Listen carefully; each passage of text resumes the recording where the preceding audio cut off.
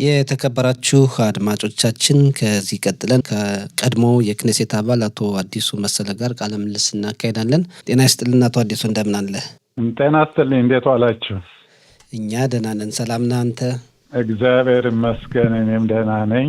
በጣም እናመሰግናለን። ጦርነቱ እንዴት ታለፈ? ለሁላችንም ከባድ ነበር።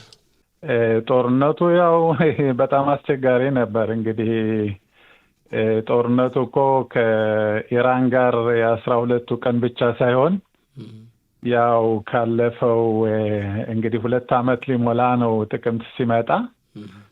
ከዛን ጊዜ ጀምሮ እስራኤል በጦርነት ላይ ነው ያለችው። አሁኑ ደግሞ ከኢራን ጋር የነበረው የ12 ቀን ጦርነት እንኳን አጭር ሆነ እንጂ በጣም አስቸጋሪ ነበር።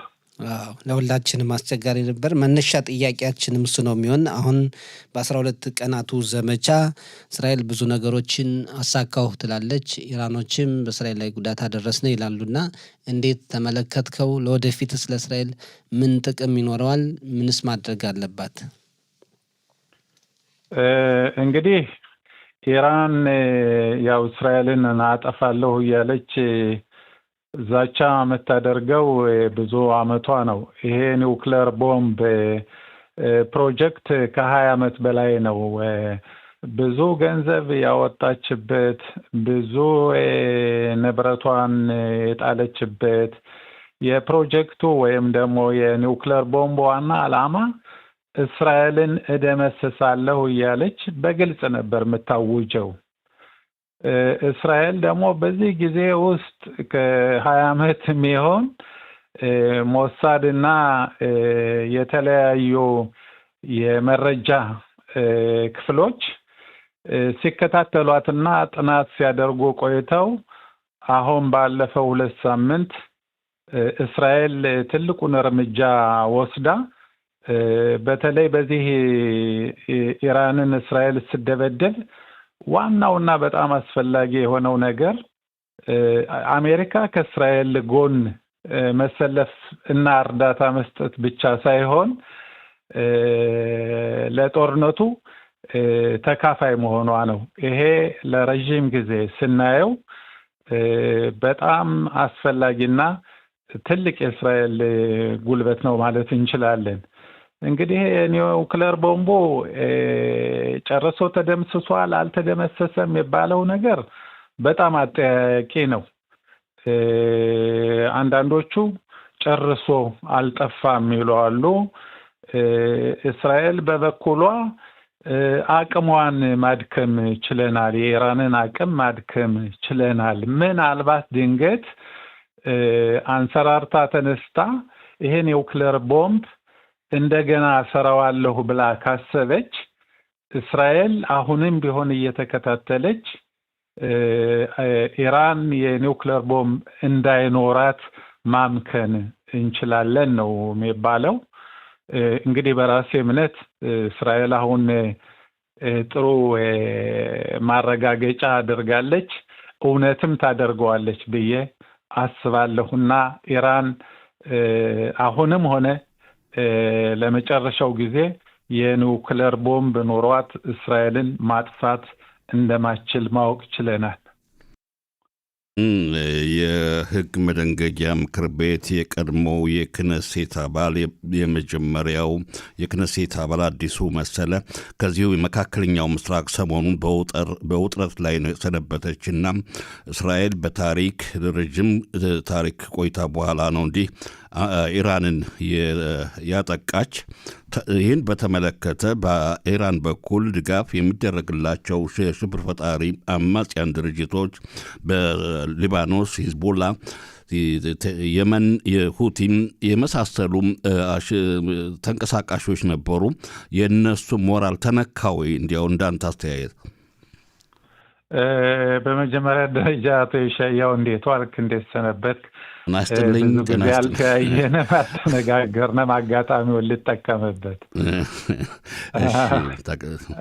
እና እንግዲህ ምንድነው አቶ ይሻያው አንተ እንዳልከው ኢራን ብዙ ኃይሎችን ይሄ ፕሮክሲ የሚሉት ተገዥ የሆኑ ኃይሎችን መመስረት ችላ ነበር። ሂዝባላ በሊባኖን እንዲሁም በሱሪያ ውስጥ ትናንሽ ድርጅቶች ነበሩ።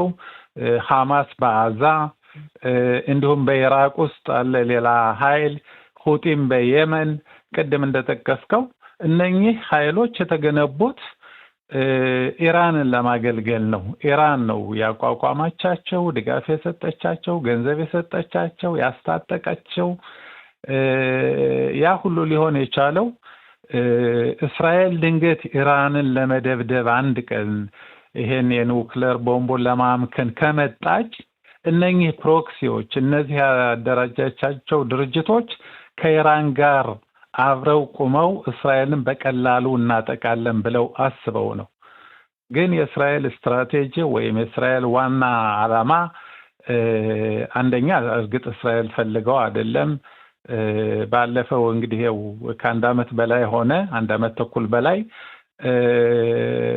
በአዛ ሐማስ እስራኤልን ሲደበድብ እስራኤል መጀመሪያ ሐማስን ነው በኃይል የደበደበችው። ከዛ በኋላ ደግሞ ቀጥሎ ሂዝባላን በሊባኖን ደበደበችና እነኚህ ሁለቱ ኃይሎች በጣም ጠንካራ ነበሩ፣ ኢራንን ሊያግዙ የሚችሉ። ከዛ ተነስታ እስራኤል ያው የረጅም ጊዜ እቅዷ ነው። በተለይ እቅዱ የእስራኤል የስለላ ድርጅትና ዋና ሞሳድ ያዘጋጁት የጦርነት ስልት ነው። ባለፈው 2 ሳምንት ገብታ ኢራንንም ደበደበች ማለት ነው። እና አሁን እስራኤል አንደኛ ስሟን ማግነን ችላለች፣ ስሟን ማስጠራት ትችላለች። እውነትም ሞሳድ እና የእስራኤል የሰላይ ድርጅቶች እንዲሁም የእስራኤል የጦር ኃይል እንዴት ጠንካራና እስራኤል ምንም ትንሽ ብትሆን ትንሽ ሆና በጣም ትልቅ ሀገር የማትደፈር መሆኗን ለዓለም ማረጋገጥ ችላለች። በተለይ እስካሁን ድረስ በተለይ ሐማስ ባደረገብን ጥቃት ትንሽ የእስራኤል ሞራል ወረድ ብሎ ነበር። አሁን ግን እንደገና ኃይሏን መገንባት ብቻ ሳይሆን ስሟን ማግነን ብቻ ሳይሆን የተፈራውን ኃይል ኢራን ትልቅ ጉዳት ያመጣል ተብሎ የታሰበው እንደታሰበው ሳይሆን ኢራንን እስራኤል ማጥቃት ትችላለች በ12 ቀን ማለት ነው። 2 ሳምንት እንደውም አልሞላም። ስለዚህ ከዚህ በኋላ እስራኤልን እንደፍራለን ብለው የሚያስቡ ጠላቶች ከዚህ መማር የሚችሉ ከሆነ መልካም ነው። ካልተማሩ ደግሞ እስራኤል ታስተምራቸዋለች ወደፊትም ቢሆን። አሁን እንግዲህ ጦርነት ከተደረገ በኋላ ጠላትም አርፎ እንደማይተኛ ነው ያው የታወቀ ነው። ኢራንም እንደምትዘጋጅ ሌላ ጦርነት ወይም ደግሞ በዚህ በጎረቤት ሀገራት በኩል ባሉ ጠላቶች አማካይነት ብዙ ነገር ልትሰራ ትችላለች እና የእስራኤል ዝግጅት የዛን ያክል እንደሚሆን እንጠብቃለንና እንደው ለጎረቤት ሀገራት ይሄ የነበረው የጦርነት ሁኔታ የሚያስተላልፈውስ መልእክት አለው? አሁን አንዳንዶች በጠላትነት የሚታዩ እንደ ሊባኖስ እና ሶሪያ አሉ። ከግብፅና ከዮርዳኖስ ጋር የሰላም ስምምነት ቢኖርም አንዳንድ ጊዜ ደግሞ ሀሳባቸው ለየት የሚልበት ሁኔታ አለና ለእነሱስ መልእክት ይኖረዋል ወይ ይሄ የጦርነት ሁኔታ? መልእክቱ በጣም በትክክል መልእክት ይሆናል ብዬ አስባለሁ። እስራኤል ማንነቷን ማስመስከር ችላለች። ግን ምንድነው በጦርነት አጥቂ የለም። ጦርነት እንደሚባለው አውዳሚ ነው። አንተ ሰላም እንድትሆን ጎረቤትህ በሰላም ይኑር ይላሉ ታላላቅ አባቶቻችን። እና እነኚህ የጠቀስካቸው ሀገሮች በሙሉ ጎረቤቶቻችን ናቸው፣ ወደድንም ጠላንም። እስኪ ይሄን ለቀን ሌላ ቦታ እንሂድ ማንለው ነገር ነው። እስራኤል በእርግጠኝነት በታሪክም ስናየው ጥንታዊ የአይሁዳውያን አገር ነች። ከዚህ ቦታ ፈቀቅ ሊያደርጋት የሚችል ማንኛውም ኃይል ሊኖር አይችልም። ግን እስራኤል አጥቂ ብትሆንም ብዙ ውድመት ያጋጥማል። አሁን በዚህ በ12 ቀኑ ጦርነት በ12 ቀኑ ጦርነት ብቻ የእስራኤል ኢኮኖሚ በጣም በጣም ተጎድቷል። 1 ዓመት ተኩል በላይ ካዛና ከሊባኖስ ጋር ከሐማስ ጋር ካረግነው ጦርነት የበለጠ ያደረሰብን የኢኮኖሚ ጥፋት የ12 ቀኑ ይበልጣል። በ1 ዓመት ተኩል በላይ እስከ ጠቅላላ በጋዜጦች ባለፈው ሳምንት በዚህ ሳምንት እንደቀረበው እስከ 40 ቢሊዮን ሸቄል ይሆናል ወጪውም ያለውም የጉዳቱም የሚል ነውና በጣም ከፍተኛ ገንዘብ ነው። አዎ ሐማስንና ሂዝባላን ስደበድብ እስራኤል የደረሰባት ጉዳት 3.5 ሚሊያርድ ዶላር ነው። በአሁኑ በ12 ቀን ጦርነት ከኢራን ጋር ግን ወደ 4.5 ሚሊያርድ ዶላር ነው እስራኤል የምታወጣው። 30 የሚሆኑ ቤቶች፣ ህንፃዎች ፈርሰዋል። በዛ ላይ ወደ 28 የሚሆኑ ወገኖቻችን ሞተዋል በጦርነቱ ምክንያት። እንደዚሁም ብዙ ቁስለኞች አሉ እና ለኛም ለነሱም ለጎረቤቶቻችን የሚያስፈልገው ሰላም ነው። ሰላም ለኛም ለነሱም ትርፍ አለው፣ ጥሩ የሆነ ትርፍና አገራችን ዓለም ዛሬ በስልጣኔ ጎዳና እየሄደ ጦርነት በጣም ጎጅ ነው። ምናልባት ይህን ተረድተው ሰላም ሊሆንበት የሚችልበት ሁኔታ ከተፈጠረ ለእስራኤልም ለሁላችንም አስፈላጊው ነገር እሱ ነው። አሁን ትራምፕ እንግዲህ ከዚህ ከኢራን ጦርነት በኋላ ከሳውዲና እስራኤልና ሳውዲ አረቢያን አስታርቃለሁ ብለዋል። ከነሱ ጋር ተያይዞ ደግሞ ሊባኖስ፣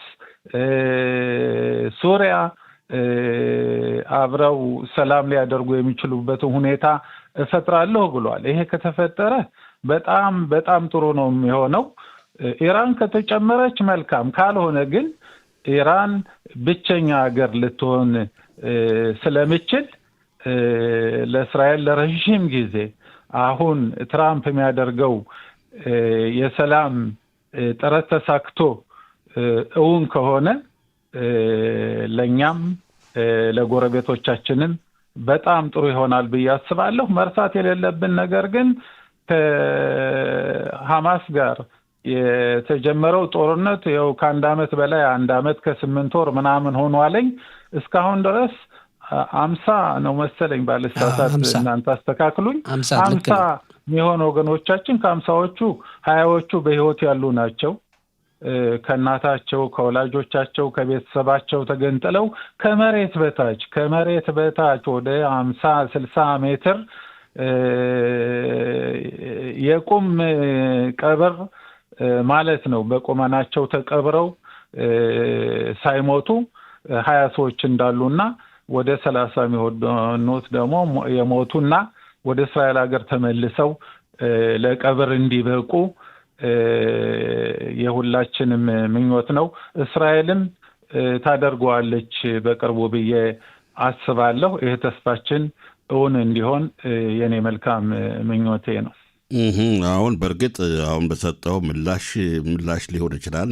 አሁን በማነሳው ጥያቄ መዲና እስራኤል የዲሞክራሲ ስርዓት ያላትን በዚህ በምኖርበት መካከለኛው ምስራቅ ከተቋቋመች 77 ዓመት ገና ወጣት ሀገር ነችና በዚህ በ77 ዓመቷም በጣም ብዙ ምንም ሀገሪቱ በጣም ትንሽ ሀገር ብትሆንም ብዙ ለውጦች እንዳላት ነው። አሁን ገና ጦርነት ነጻነቷን ስታውጅ በ1948 ዓመተ ምህረት ይህን የነጻነትን አዋጅ ተከትሎ በዚህ በመካከለኛው ምስራቅ ያሉ የአረብ ሀገራት እስራኤልን ለማጥቃት በመተባበር በአንድ ላይ ጦርነት ከፈቱ። በ6 ቀን ጦርነት 67 ዓመተ ምህረት እንዲሁ በዮም ኪፑር ባስተሰሪው ጦርነት 73 ዓመተ ምህረት ላይ ሁሎችም ለማጥቃት እስራኤልን ለማጥፋት ነው የዘመቱ ለጦርነት የወጡት። ወደ አሁኑ ግን እንዴት ነው አልፋ እስራኤል ኢራንን ስታጠቃ አንድም መካከለኛው ምስራቅ ሀገራት ጸጥ ዝም ምን ያሉት እንዴት ተዋለ? አንደኛ ሳውዲ አረቢያ ኢራንን አትወድም። ለሳውዲ አረቢያ ከእስራኤል የበለጠ ማለት ኢራን ከእስራኤል የበለጠ ለሳውዲ አረቢያ በጣም አደገኛ ሀገር ነች። ግብፅም እንደዚሁ በክፉ ዓይን ነው የምታያተኝ። ግብፅ የራሷ የሆነ የእስላም ወንድማማቾች እንቅስቃሴ ነበር። አሁን አፍነውታል፣ ማፈን ችለዋል። ግን አንድ ቀን የታፈነ እሳት እፍ ቢሉት ሊጋጋም ይችላል ተብሎ ስለሚፈራ ግብፅም ኢራንን ብዙ ምትረዳለች። ኢራን በጣም አክራሪ የሆኑ የእስላም ድርጅቶችን ምትደግፍ ናት በዓለም ላይ በኢራቅ፣ በሱሪያ፣ በሊባኖን እንዲሁም በአዛ ምናየው ነው ሐማስን። ከቻለችም ደግሞ ግብፅ ውስጥ ገብታ እነዚህ እስላም ወንድማማቾች የሚባለውን ድርጅት ልደግፍ የሚችልበት ሁኔታ ሊፈጠር ይችላል እና በዚህ በመካከለኛው ምስራቅ ሀገር አብዛኛዎቹ ሀገሮች የኢራንን ጉልበት አይፈልጉትም። እንዲያውም የሚገርመው ነገር እስራኤል የበላይነቷ የተጠበቀ እንዲሆን ይፈልጋሉ።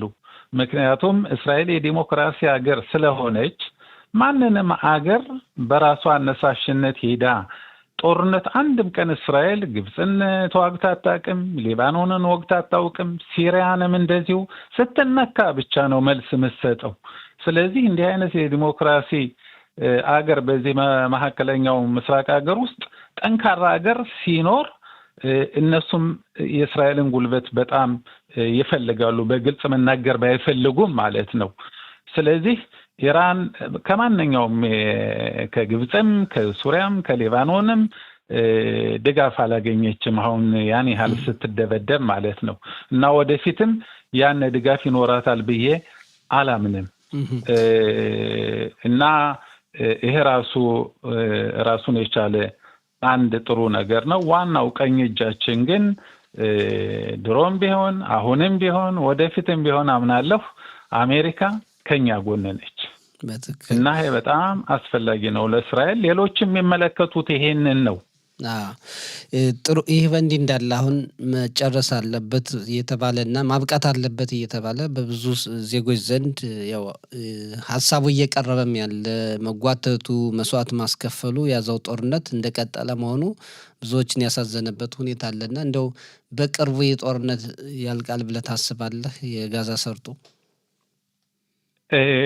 እንደኔ በግለሰብ ስመልስ ይሄ ያዛው ጦርነት ቢያበቃ መልካም ነው ብዬ አምናለሁ። አንደኛ እነዚህ የታገቱ ወገኖቻችን ወደ ቤታቸውና ወደ ቤተሰቦቻቸው ቶሎ መመለስ እንዲችሉ ማለት ነው።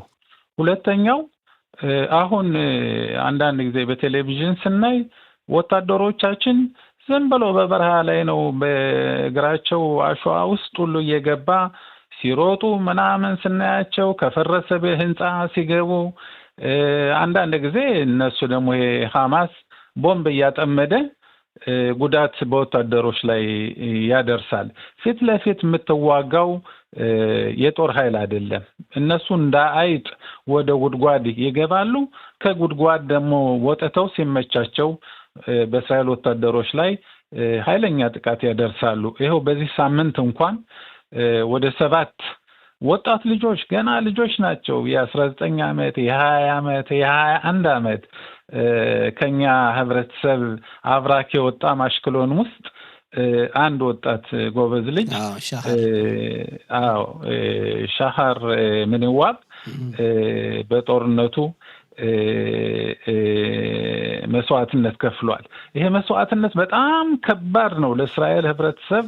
በኢኮኖሚም አንጻር ስናየው፣ በማህበራዊ ኑሮ አንጻርም ስናየው፣ በፖለቲካው ዓለም ውስጥም ስናየው እስራኤልን ወደ ቀውስ ውስጥ ሊያስገባ ስለሚችል አሁን ጦርነቱ ቆሞ ምናልባት የሆነ ኃይል አዛን እንዲቆጣጠረው አድርገው የአሜሪካን ጨምሮ ሌሎች የአረብ ሀገሮችም እንደ ሳውዲ አረቢያ እና እንደ ግብጽ ያሉ ከእስራኤል ጋር ምንም ችግር የሌላቸው አሁን ባለንበት ሰዓት ሐማስን ትጥቁን አስፈትቶ ለአንዴና ለመጨረሻ የእስራኤል ወታደር ከዛ ቢወጣና ሌላ አዲስ ምዕራፍ ቢከፈት መልካም ይሆናል ብዬ አምናለሁ። እኔ ሳስበው አሁን እስራኤል ኢራንን ከደበደበች በኋላ ናታንያሁም ቢሆን አሁን በቅርቡ ወደ አሜሪካ ትራምፕን ለመገናኘት ይሄዳል ተብሎ ይታሰባል። ትራምፕም ሊነግረው የሚችለው ለናታንያሁ የአዛው ጦርነት ይብቃ፣ እንግዲህ አሜሪካ ደግሞ እጇን አግብታ እንዴት አይነት የጦርነቱ ይብቃ ብቻ ሳይሆን ምን አይነት እልባት ይደረግ የሚለው እሱ በጣም ወሳኝ ነው። ዝም ብሎ መሳሪያን ሰብስቦ ወታደሩን አንድ ቀን ውጣ ማለት ብቻ ሳይሆን እስራኤል አሸናፊ መሆኗን አረጋግጣ ሐማስን ትጥቁን ለአንድ ጊዜና ለመጨረሻ ትጥቁን አስፈትታ ሌላ ኃይል ገብቶ አዛ እንደገና ሊቋቋም የሚችልበት አዲስ ምዕራፍ ቢከፈት መልካም ነው ብዬ አስባለሁ። ለእኛም በጣም ጥሩ ይሆናል እስራኤል። በጣም ግሩም። እንግዲህ ለማጠቃለያ በፖለቲካ ነው የሚነሳው ጥያቄ፣ ማጠቃለያ ነው ቢሆነው አዲሱ መሰለ አሁን ባለው የእስራኤል መንግስት የጥምር መንግስት አለ። መሪው ያው አንጋፋው ሊኩድ ፓርቲ ነውና በዚህ ደግሞ ተቀናቃኝ ፓርቲዎች አሉ። አሁን እንግዲህ በፖለቲካው በቀጣይነት እንዲያው አትሞስፌሩ እንዳንተ እይታ ይሄ ታሪክ የተሰራው በኢራን በኩል ላይ እንዴት ነው እንግዲህ ሁኔታ? እንግዲህ ኢራንን ናታንያሁ አጥቅቻለሁ ማለት ይችላል። እኔም ስመለከት አጥቅቷል። ብዙ ወደኋላ ለብዙ አመት ወደኋላ ኢራንን መልሷታል ማለት ይቻላል። አሁን ነገ ጠዋት ተነስተው የኒውክሌር ቦምብ ፕሮጀክት ይጀምራሉ ብሎ ማሰብ በጣም ከባድ ነው ሊሆን የሚችለው። እናደርጋለን ቢሉም ወደኋላ በጣም መልሷቸዋል እና ናታንያሁ አሁን በፖለቲካ ሁኔታ ስናየው በጣም ጥንካሬ አግኝቷል ማለት ይቻላል። አሁን በሚቀጥለው 2 ወር 3 ወር ምርጫ ቢሆን ሊያጠቃ የሚችልበትን ሁኔታ አመቻችቷል ማለት ይቻላል፣ እንደኔ አመለካከት ማለት ነው። ግን ለረጅም ጊዜ ስታየው እንበል ምርጫው ሊደረግ የሚችለው በጊዜውና በሰዓቱ ነው ከተባለ ጊዜ ደግሞ የሚበላው ነገር አለ። አሸናፊነትህ እየቀዘቀዘ ሄድና ጎልቶ ሊመጣ የሚችለው የኦክቶበር 7 የሐማስ ያደረገብን ጥቃት ያን ጊዜ በጣም እስራኤልን ያሳፈረበት ሰዓት፣ ብዙ ወገኖቻችን ያለቁበት ቀን፣ 150 የሚሆኑ ወገኖቻችን 151 ሰው እንደ ከብት በእግሩ ተነድቶ ወደ አዛ የሄደበት እሱ መቼም ከማንኛውም ህብረተሰብ ጭንቅላት ሊወጣ አይችልም። አሁን ኢራንን ደመሰስኩ አጠቃሁ ሲል ተከታትሎ ሰው ደግሞ የሚያስተውሰው ምንድን ነው? ባለፈው ከአንድ አመት ተኩል በፊት በአዛ የተደረገውስ ያነው ውርዴትስ ያነው ወገኖቻችን እንደ በጅምላ ተነድተው ወደ አዛ የገቡትስ እስካሁን ድረስ ከአንድ አመት ተኩል በላይ ከመሬት በታች ያሉ ወገኖቻችንስ ሚለው ይሄን አጠቃው ሚለው ምዕራፍ እንዳይታይ ሊያደርገው ይችላል፣ እንዳያጎላው ሊያደርገው ይችላል። እንግዲህ ናታንያሁ በጣም ጎበዝ የፖለቲካ ሰው ስለሆነ ከሁሉም ተወዳዳሪዎች በላይ ብዙ የረጅም ጊዜ ልምድ ስላለው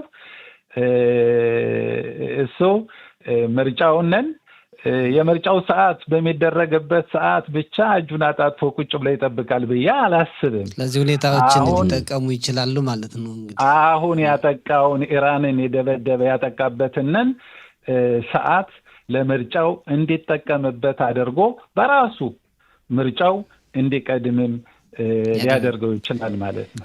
እሺ፣ በጣም እናመሰግናለን። የቀድሞ የክነሴት አባላት አዲሱ መሰለ በእውነትም ሙያዊ የሆነ ገለጻ ነው የሰጠው። እናመሰግናለን። ሻባት ሻሎም ሰጠኝ። በጣም እናመሰግን። ሰላም። አመሰግናለሁ።